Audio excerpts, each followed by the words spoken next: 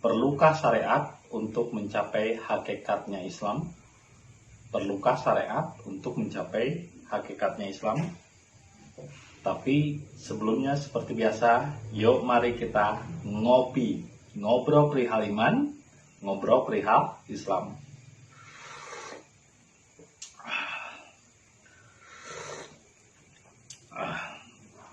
Nikmatnya luar biasa jika hidup ini dinikmati dengan rasa. Apakah perlu syariat ketika kita sudah memahami hakikat? Saya mengatakan ya, perlu. Karena apa? Syariat itu adalah jalan.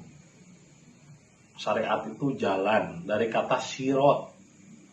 Jadi sirot itu adalah jalan atau tata cara. Tapi syariatnya di sini bukan seperti syariat dalam beragama. Jadi kalau syariat beragama itu adalah tradisi atau kebiasaan. Udah jelas dalam Qurannya juga, liila fi Quraisyin ila fihim rihlatas sita'i wasoi fal ya'budu robbahadal bait at amahum minju wal hauf. Jadi kebiasaan menyembah menghadap Baitullah itu adalah kebiasaan orang Quraisy. Jadi itu tradisi. Jadi agama itu adalah tradisi, mengikuti tradisi ngarabiah. Nah, sedangkan syariat yang dimaksud bukan seperti itu. Syariat ini adalah jalan atau cara. Nah, kalau dalam beragama kan syariatnya itu justru yang disembah. Jembatannya itu atau jalannya itu disembah. Nah, kalau di dalam hakikat, syariat itu hanya jalan saja. Hanya sebuah petunjuk untuk mengarah kepada suatu tempat. Bukan itu tujuannya. Kalau dalam hakikat istilahnya Al-Quran, kata-kata Al-Quran atau praktek-praktek beragama itu ibaratnya plan 250 km menuju Jakarta. Nah, dalam syariat beragama, agama ya, bukan dalam hakikat Islam, agama, ini justru pelangnya itu disembah, dipuja-puja, seolah-olah itu Tuhannya. Bahkan ibadah pun harus ke tempat itu. Di luar tempat itu dia tidak beribadah, karena ibadahnya itu di tempat itu. Jadi mereka mempertuhankan tempat, mempertuhankan jalan. Nah, sedangkan dalam hakikatnya Islam, yaitu berserah diri kepada Allah, itu jelas ada syariatnya, ada jalannya, ada tata caranya. Meskipun dalam hakikat kita bisa berserah diri di mana saja tanpa terikat ruang dan waktu dan tempat. Kita tidak terikat tempat di mana saja, tidak terikat waktu harus jam segini jam segitu, tidak ada jadwal, juga tidak terikat dengan ruang dan waktu. Nah, tapi ada jalannya, ada syariatnya. Karena hakikat atau marifat pun harus bersyariat. Sebab kita masih menggunakan mulut, masih menggunakan tubuh, masih tetap di dunia. Nah, dunia itu sendiri ada syariat, jalannya pikiran. Dunia itu sendiri ada syariat. Jadi kalau hakikat tanpa syariat itu sama saja seperti ruh tanpa raga, jadi gentayangan. Nah, karena akhir-akhir ini saya perhatikan, orang banyak berbicara, berpikir, sudah berkonsep tentang hakikat. Tapi dia tidak menggunakan jalan, tidak memakai tata cara. Lah bagaimana? Karena untuk mencapai suatu hakikat dan marifat pun ada syariatnya, ada jalannya. Tapi syariatnya di sini bukan syariat agama, bukan syariat ngarabiah, bukan syariat tradisi Quraisy. Tapi syariatnya di sini adalah jalan atau tata cara. Yang mana jalan atau tata caranya ini diturunkan dan diajarkan oleh Allah langsung kepada utusannya. Jadi kalau seandainya kalian bisa melakukan dan menemukan dengan sendiri-sendiri, nah untuk apa Tuhan mengirim utusannya? Untuk apa Tuhan mengirim Imam Mahdi? Untuk apa Allah mengirimkan utusan-utusannya kalau seandainya cara atau jalannya itu bisa ditemukan sendiri? Emangnya belut, Tom, yang bisa ditemukan sendiri? Segala sesuatu itu ada jalannya, ada syariatnya, ada tata caranya. Nggak bisa asal-asalan. Atau ngarang, oh berserah diri itu harus begini. Nggak bisa, itu harus ada jalannya. Dan sebelum berserah diri, ibarat botol itu harus dibuka dulu tutupnya. Ibarat ini nih. Nah itu harus dibuka dulu katupnya. Harus dibuka dulu covernya. Yang membuat cover atau yang menjadikan cover ke dalam diri kita adalah pikiran, hati, dan nafsu. Dan ini ada syariatnya, ada jalannya, ada tata caranya. Kalau dalam Islam mungkin disebutnya baiat atau syahadat, tapi kami tidak menyebutnya baiat, tapi kami menyebutnya dibukanya jiwa atau al-fatihah. Dan itu minimal harus dibantu sama 3 orang saksi dari kami yang sudah menyaksikan.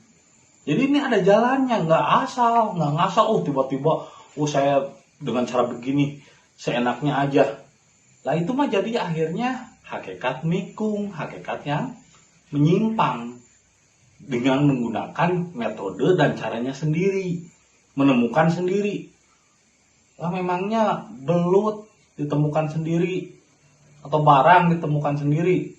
Segala sesuatu itu ketika Tuhan menciptakan manusia untuk beribadah, maka Tuhan pula yang mengajarkan cara ibadahnya melalui utusannya.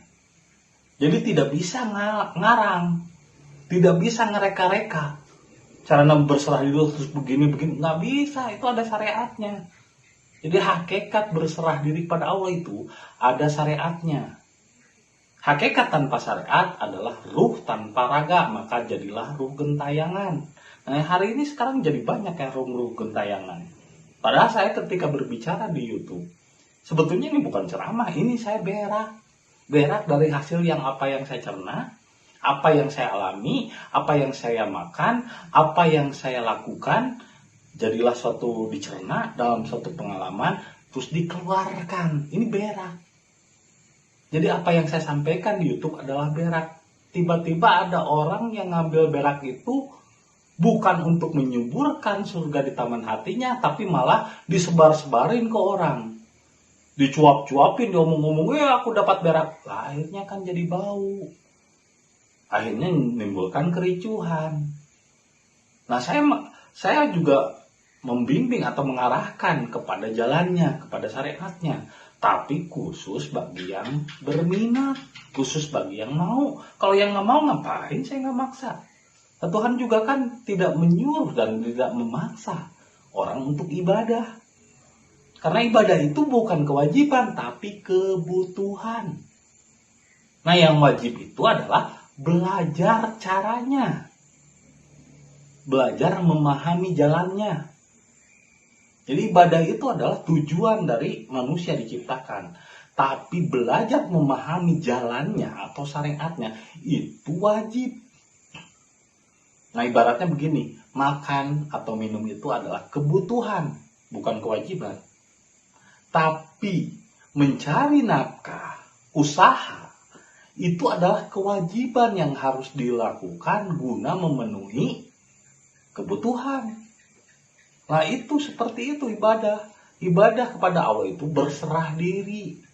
Surrender, bahasa Sundanya dharma, eling-eling mangka ering, rumingkang di bumi alam, dharma wawayangan baik. Saya lebih menyukai bahasa dharma saja, nggak usah pakai bahasa Islam. Karena bahasa Islam sekarang udah diklaim sama ngarabiah, orang-orang Arab, orang-orang gurun ya. Kita pakai bahasa dharma, karena istilahnya sama aja. Dharma itu tidak diciptakan bro. Islam itu tidak diciptakan. Dharma itu tidak diciptakan, tidak ditemukan, tidak direka-reka. Menurut keinginan kita, ada jalannya, ada caranya. Tidak bisa dikira-kira, tidak bisa diraba-raba, tidak bisa, kira-kira begini nih caranya berserah diri. Nggak bisa, itu ada jalannya. Dan sebelum menuju berserah diri dengan tahanus, kalau Nabi Muhammad tahanus di Gua Hiro, kalau sekarang disebutnya latihan kejiwaan, itu orang tersebut sebelum menerima latihan kejiwaan, dia harus dibuka dulu katupnya, dibuka dulu jiwanya, dari penghalang pikiran, hati, dan nafsu. Dan itu harus dibantu sama 3 orang. Nah, setelah dibuka, barulah dia bisa menerima latihan kejiwaan. Dan itu simple, nggak usah harus wajib begini, wajib begitu, nggak usah. Cuman menerima dan mengikuti, gitu aja. Recite and follow. Hanya itu, simpel sebetulnya. Hanya yang membuat ribet itu manusia itu sendiri. Tapi untuk menuju kepadanya jelas butuh jalan, jelas butuh syariat. Jadi menuju hakikat pun tidak bisa ngarang atau tidak bisa menemukan sendiri. Lah untuk apa Tuhan mengirimkan utusannya kalau setiap manusia menuju hakikat berserah diri atau dharma itu bisa ngarang, bisa mereka-reka dengan caranya sendiri? Nggak bisa, bro. Ada caranya, ada tekniknya, ada syariatnya, ada jalannya, tapi bukan syariat agama. Ini syariatnya hakikat. Seperti tadi, kebutuhannya makan, syariatnya adalah mencari nafkah. Jadi syariatnya itu wajib. Jalannya itu wajib diketahui, wajib dipahami. Nah, ini jelas. Pikiran kita, hati kita harus tahu bagaimana jalannya. Jangan lantas setelah kita memahami hakikat, istilahnya bersahadat begini begitu, akhirnya mereka reka sendiri dengan cara semedi. Semedi itu kan bukan cara yang berserah diri, semedi itu caranya Hindu dan tidak bisa diklaim untuk Islam, tidak bisa diklaim untuk Dharma. Itu cara dahulu, ibaratnya orang berkendaraan dengan kuda, ya kan? Yang kita nggak menyalahkan, silahkan saja berkendaraan dengan kuda dengan cara suwung dan lain sebagainya. Nah, saya menyampaikan jalan dengan menaiki pesawat jet. Jadi saya mengajak Anda untuk naik helikopter atau pesawat jet. Nah, itu yang misalnya metode itu silahkan saja kalau mau digunakan, ya kan? Oh, saya pengen sholat aja, silahkan saja. Ibaratnya naik onta berpergian ke Amerika. Nah, kalau saya menawarkan naik ke pesawat jet atau menawarkan naik helikopter, jadi jelas ada jalannya, ada tata caranya. Tidak bisa ngarang sendiri, tidak bisa menciptakan sendiri. Karena ketika Tuhan menyuruh manusia untuk beribadah, maka Tuhan mengutus seseorang untuk mengajarkan caranya, syariatnya, tata caranya. Karena hakikat dan marifat adalah dusta kalau tidak menggunakan syariat. Jadi jelas dalam berhakikat dan bermarifat ada syariatnya. Karena hakikat dan marifat tanpa syariat adalah ruh gentayangan. Jadi sekarang banyak ruh gentayangan nih, sudah merasa tahu, padahal mengutin berak, tapi dia sendiri belum tahu bagaimana cara dan bagaimana syariatnya. Akhirnya dia mereka-reka caranya sendiri, ya, mereka-reka caranya sendiri. Kalau Tuhan direka-reka, kalau Tuhan dikira-kira, nanti yang lu dapat juga prasangka, bukan Tuhan yang sesungguhnya. Tuhan yang prasangka, apa yang bedanya dengan agama? Agama juga bertuhan kepada prasangka, bertuhan kepada pengetahuan. Nah, kita kan berhakikat berarti ada syariatnya. Bukan berarti berhakikat tanpa syariat, tapi syariatnya di sini bukan syariat agama ya, bro. Tapi syariat hakikat dan marifat, yaitu tahanus atau latihan kejiwaan, bukan seperti yang dilakukan dalam beragama. Kalaupun mau melakukan itu ya silakan. Itu ada baiknya untuk level berkomunikasi, bersilaturahmi dengan tetangga, agar terjalin hubungan baik dengan tetangga. Tapi hubungan dengan Tuhan tidak bisa direka-reka menurut prasangka. Nah, inilah kenapa sekarang terjadi banyak musibah, bencana, corona lah. Terus kemarin juga ada kejadian tuh, malam-malam saya belum tidur pas lagi nonton Dr. Manhattan. Itu ada ledakan berapa kali, sampai 3 kali kalau salah. Itu kayaknya dari langit sih. Itu ledakan, nggak tahu ledakan apa, bukan gunung atau apa. Ini kan menunjukkan bahwa alam itu hidup. Dan setiap berapa ratus tahun